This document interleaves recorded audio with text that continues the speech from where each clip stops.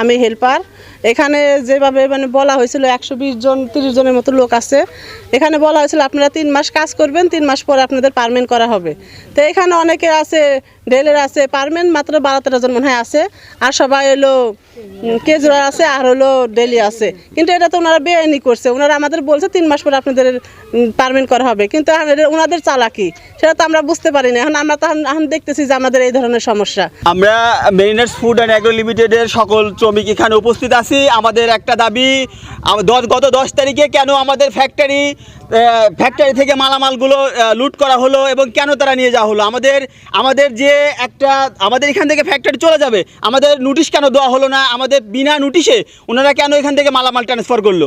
আর আমাদের কেন বেতন ভাতা পরিশোধ করে গেল না?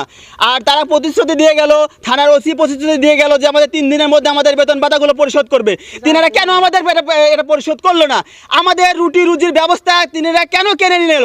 আমরা কি করব? আমরা কোথায় যা দাঁড়াবো? আমরা এর সুষ্ঠু এবং জবাবদিহিতামূলক আমরা বিচার চাই।